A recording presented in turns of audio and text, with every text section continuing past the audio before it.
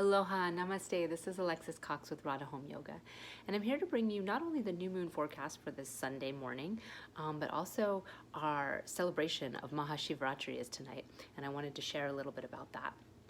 So today's Friday, February 21st, and it is the phase right before the new moon phase. So it's called Chaturdarshi, and Chaturdarshi is a final waning of the moon from full to new to dark. And every month we celebrate something called Shivaratri, which is the night of Shiva. And Shiva is consciousness itself.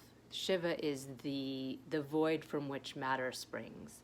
Shiva is the masculine form of God in the Vedic system, but he's also that which envelops and sort of merges with matter, and also then from which matter can spring again.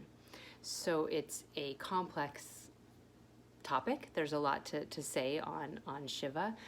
There's a lot of mythology, a lot of stories around Shiva, with, of course, his feminine counterpart, which is Shakti, who manifests in different forms, Parvati being the one to whom he weds, and they say that the Shivaratri is actually a celebration of their marriage, their union.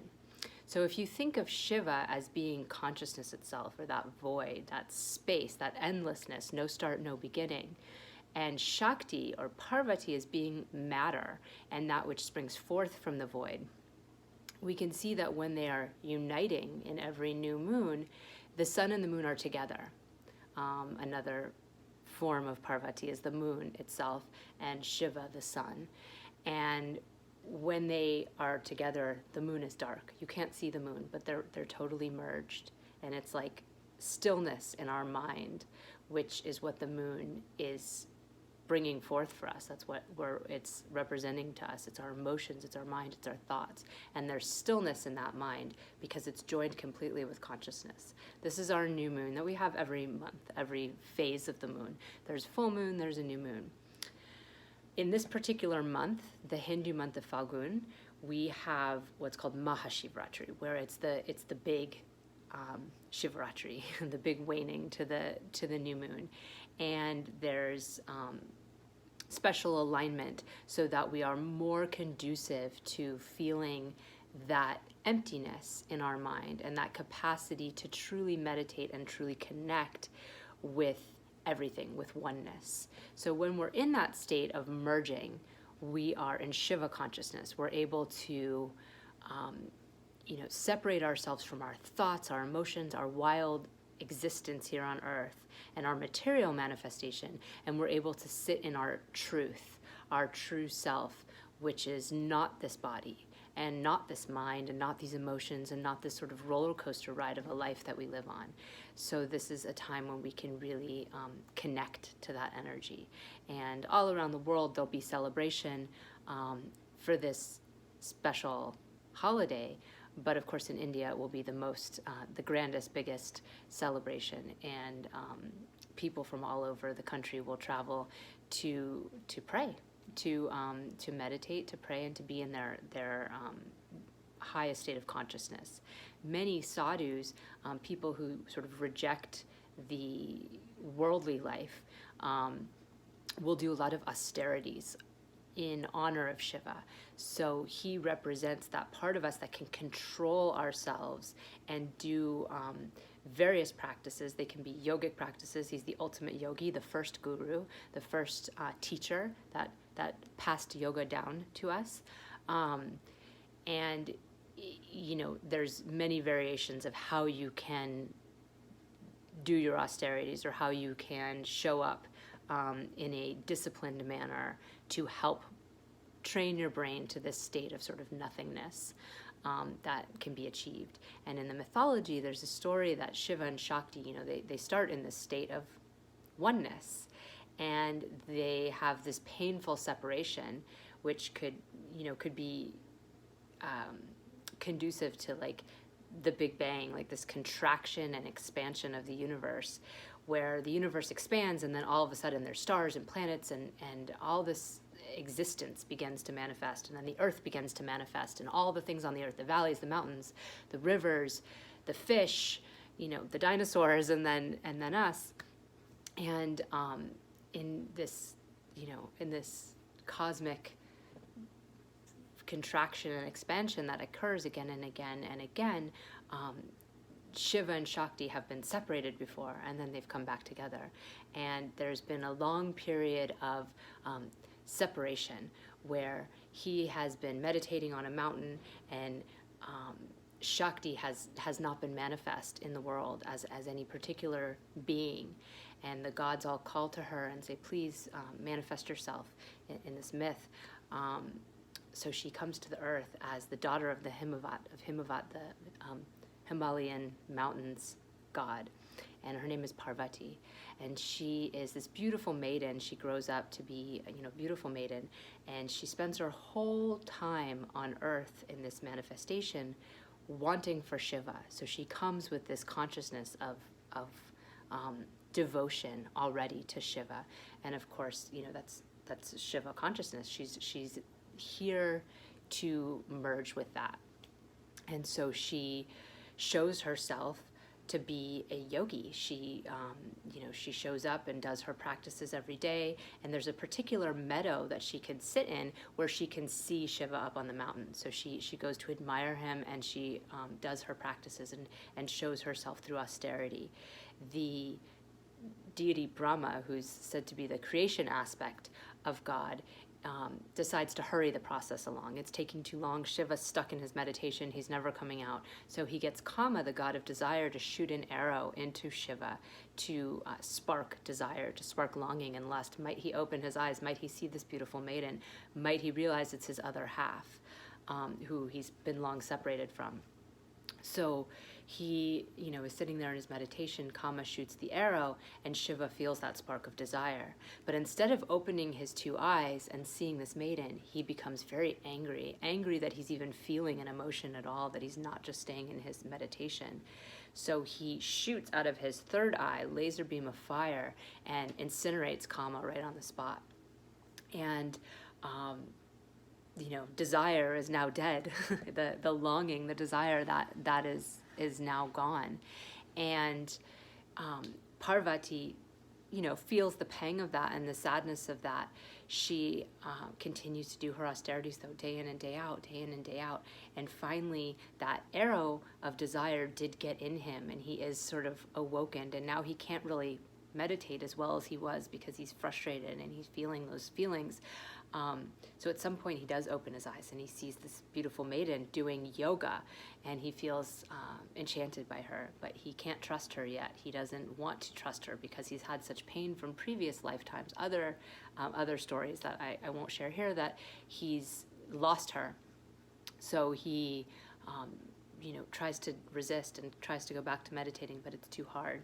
So finally, she's also reaching a point of like, when is this guy gonna wake up and see me? When are we going to become back together again? Although in her form as Parvati, she's not quite aware that she's been with him before. So she's, she has that new maiden longing without really fully understanding the full scheme of it all. So she goes to a river and decides to stand in the river on one foot in icy cold water. And this is the ultimate sadhana, the ultimate, practice that she's going to do to prove herself. And she stands there day in, day out, no food, nothing. Her mother pleads with her, please come back. This is ridiculous. You are a princess. What are you doing? Her father pleads with her. Everyone pleads with her. She refuses. She stands in that river, freezing her foot off. And then one day, a young Brahmin boy comes and tells her, what are you doing here, beautiful princess? You could marry anyone. You could marry the god Vishnu. He's a handsome man. He's law-abiding. He's beautiful. Why do you stand here for Shiva? Shiva wears rags. He has his hair matted in dreadlocks. He smokes ganja. He's an outlaw, and he has no lineage. She becomes furious. He has no lineage. If he has no lineage, that is because he is the source of all lineage. She yells at this man, at this young boy, and I will bid you goodbye. And in that moment, the young Brahmin boy takes off his disguise, and it's Shiva, and he and her unite finally. And of course, he's ready to just fully merge in that moment. She needs a bit more of a wedding and things to please her family, so they go forward with the wedding, and he has this sort of graveyard mishmash of outcasts as his wedding guests, and that's sort of what he's associated with is ash, cremation ground ash, his wild hair. He's half naked. He hangs out with these sort of ghoulish fellows and likes the dead. He's not he's not of this world. He doesn't enjoy the trappings of the material world, whereas Parvati loves the trappings of the material world. She loves beauty and pleasure and beautiful garments and jewels, and once they're married, her father gifts her this amazing bathtub. She likes to take sensual baths. So it's this play on the part of us that is able to just be in pure consciousness and is not manifest, is just our being, with no beginning and no end, like I said, the source of all lineage itself, as Parvati says. And then the part of us that is so active in this world and is our body and is our mind and is our lives, and we're here for some reason, and we are here doing all these different things. We can't just be in that void space all the time, because we're here for some reason. So merging those two realities together is the ultimate state. And that's what this myth is sort of sharing with us. And at this time, it's super potent energy for that, to make that accessible to all of us. So many people fast or do perform austerities at this time, or stay up all night sitting with an upright spine, so that their head can, the crown of their head can be closer to that ascension into consciousness. So these are just some sharing some stories, and also some practices that people might do on Shivaratri, on Maha Shivaratri. So, and of course, at every new moon is an opportunity to really connect and bring together those parts of us. We hear these stories and we think from a Western perspective specifically, we hear the feminine and the masculine. It's is up for grabs now anyway, this sort of identity of gender, as well as, not necessarily enjoying hearing about a woman putting herself down to get this man, to win this man, these kind of stories. But they're actually quite symbolic. The stories have embedded in them a lot of different symbolism and intelligent knowledge to be passed down, so that if we can sort of get past our judgments of the outside of the story, it is the inside of the story that holds the truth for us. And it's more than just the moral that I can sort of encapsulate and tell you and share with you at the end. It's the hearing of stories is in itself a chance for the listener to transform themselves in some way, and sort of enter through a portal of this consciousness themselves. So that's really the power of mythology, and the power of sharing mythology, especially in an oral sense. And it will shift, the stories will shift from teller to teller. And certainly in India itself, you can see regionally and all of this, there's such different stories. It's because it is an oral tradition. And so, of course, it will morph over time. But that is also part of the passing forward. So I hope that you get something out of that. The new moon itself will be in the early hours of Sunday here in California time. So it's going to be at 7:32 a.m. Pacific time this Sunday morning. And the sun and the moon are coming together in Shatabishak, which is the part of Aquarius that's right in the middle. And it's literally translates to 100 healers, to the healers of Ayurvedic medicine, the idea that all these different doctors can come to heal you is both a medical, physical experience, but also psychological and social. Aquarius is a very social sign, so it's the sign where we are on a universal level wanting to fix structures and make things better for all people, not selfishly. So this sort of, new frontiers and the idea that we can do something that's never been done before is really high when Aquarius energy is in effect. And it's the new moon, so it's starting off the cycle. Even though the sun has been there for a little while, when the new moon starts, it sets the cycle off for that whole phase of the month. There'll be the full moon where it's the opposite energy. We'll have our full moon in Leo that will reflect back to us our individual power and how we want things for ourselves. But this new moon cycle is the whole cycle. And so Aquarius really allows us to humble ourselves and also to see visions of that which we maybe couldn't have imagined before, or maybe didn't think were possible because they haven't yet been done. And Shatabishak with the 100 healers there also offers us healing for all of society. And of course, it's also, can be healing for physical ailments and things like that. People with a lot of planets in Shatabishak tend to be interested in healing and medicine, perhaps Ayurvedic medicine or some kind of alternative natural healing methods, maybe not necessarily Western medicine. So this moon and sun, this new moon, is joined retrograde Mercury, which we've also had since Monday. And you've probably already noticed your computers and your phones having problems and things stalling out when you don't want them to, or you're being impatient at a store while you have to wait for that to reset itself, their computer system. It's really just the time when all forms of communication are delayed, and we notice it really high in this current day and age because we have so much technology that we use for communication. We're so used to lightning flash communication. If you remember, even maybe 10 years ago, maybe a little bit more, maybe 15, 20 years ago, computers were quite slow always. You're sitting there waiting for your dial-up internet. Now you're used to everything being lightning speed, and if it's not, it's very frustrating. But what we can learn in these times is that actually slowing down that capacity to just send out an email, send out a tweet or a Facebook message or a comment on something is an opportunity for us to actually look at what it is we're saying and see if it's worth saying, really, if it's something that's helpful, if it's something that's, worded in a way where it's going to get a message across as opposed to just hammering someone.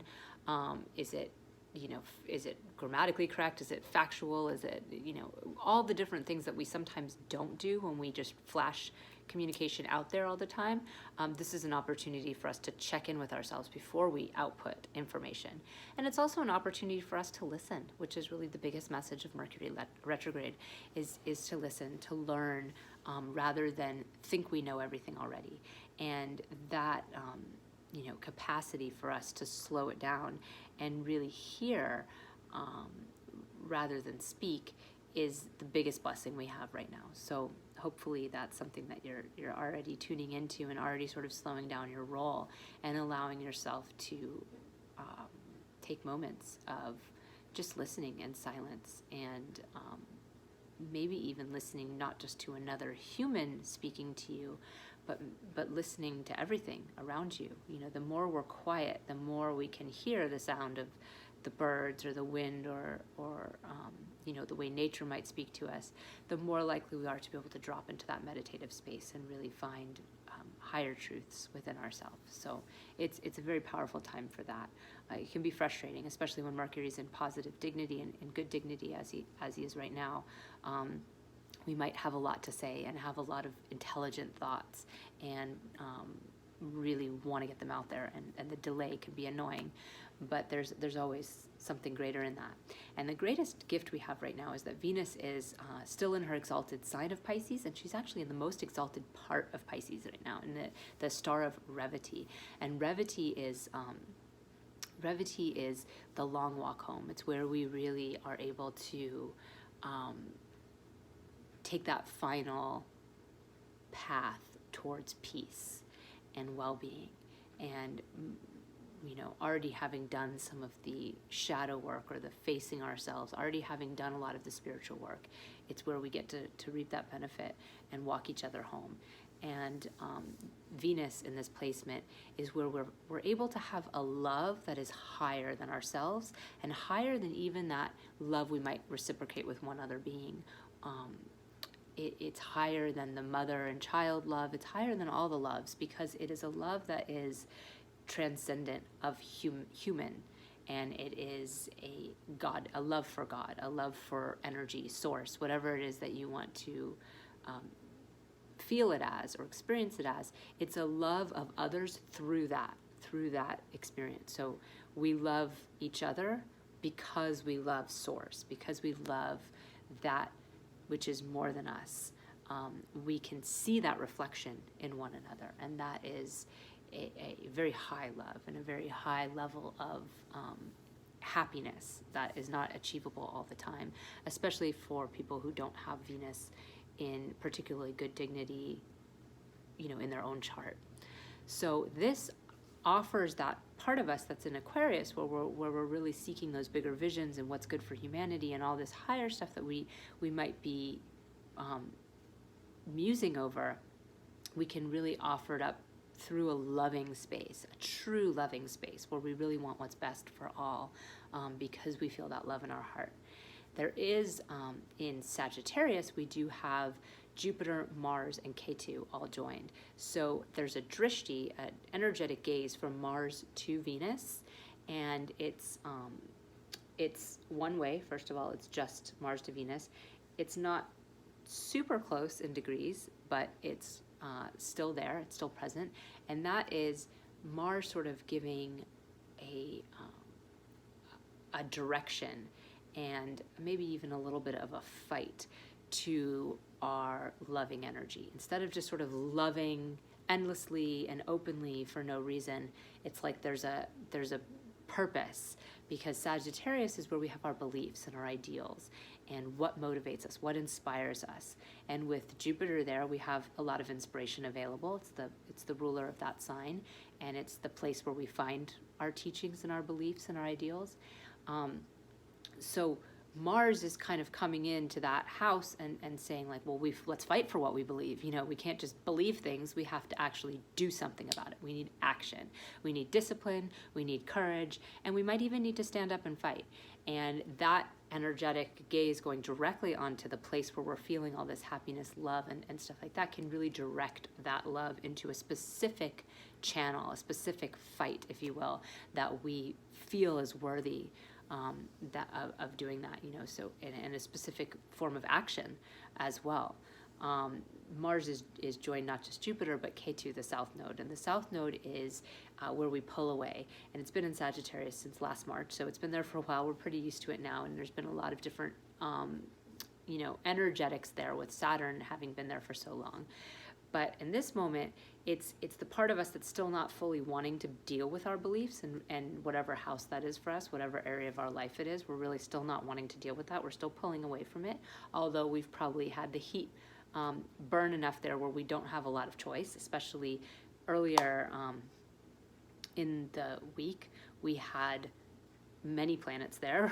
we had the moon joined Jupiter, Mars, and Ketu, all in that house, all in Sagittarius. So we might have already seen some action there coming up, where we sort of get forced again and again to deal with this place that we don't want to deal with. And that's what the nodal axis is. Whenever we're in a specific nodal axis, that area the South Node is where we keep getting hit again and again with something that we're kind of like trying to avoid. So with Mars there, we're no longer able to avoid it. And what it brings about is sort of a militance. It brings about a part of us that acts even though we don't want to, and there's a little bit of a cutthroat energy when Mars and Ketu come together, because they're both fiery, they both separate, they have cutting energy of separating themselves, and they're focused, in Mars's case, the focus is just on courage, discipline, action. If there's a fight, there's a fight.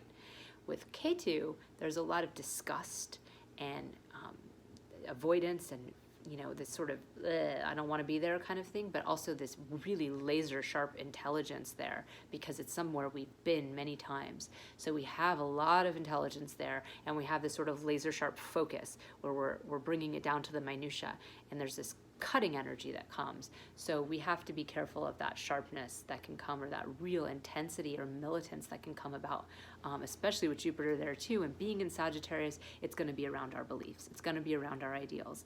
And it's going to be giving a little shout out to that part of us that is relational, that's in relationships, and wanting happiness, and hinging some of our happiness on those beliefs and things like that. So that's something to just be aware of, and be, it's not something to change, it's something to embrace, something to honor that's there right now. And so it's a good time to stand up for your beliefs, and it's a good time to use those beliefs in fuel of something you actually envision for the future of all people, and of the world, and of animals, and of the planet, and whatever bigger vision you really can see. It's a time for that to come forward, instead of just sort of selfish action in the direction of what we personally need to do, which of course we still need to do. So hopefully this is helpful, and you get some good meditating in this weekend, especially Friday night and Saturday. Get some time for yourself, some quiet time, and a lot of listening, and allowing yourself to not always output, not always put out, but take this time to really formulate what it is you are fighting for, what it is you are engaged in, and allow love to really lead the way, and light up the fight, so that it's not an angry fight. It's a fight for all of us, even the people that you might view as enemies, or people that you're not you don't like as much or aren't your best friends. So hopefully this was helpful. As always, if you like, share, comment, it helps me out so much. Share with your friends. If you haven't yet signed up for my newsletter, please do. You will get automatically the free report of Saturn for all 12 rising signs. So where Saturn is in your chart right now, it's in Capricorn, in his own sign, and it'll show that house and highlight how that's coming up for you in the different areas of your life based on your rising sign. Super valuable report, and we'll be there for 2.5 years. So a report that will help you for time to come.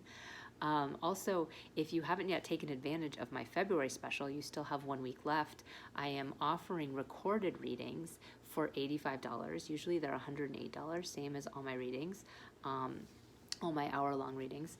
But because I don't have time to always do the video chats with people, I've decided to make a special to encourage a lot of the people who might want to do video chat readings to take a look and think about a recorded reading. And it's actually a really good time to do that with Mercury retrograde, because like I was saying, listening is big right now, and sometimes in the video chats people really want to engage and validate everything I'm saying or tell me their story, but you lose a lot of your time from the reading with that. And when you have a recording and you can just listen to it on your own time, it allows a lot of that information to really soak in and sink in.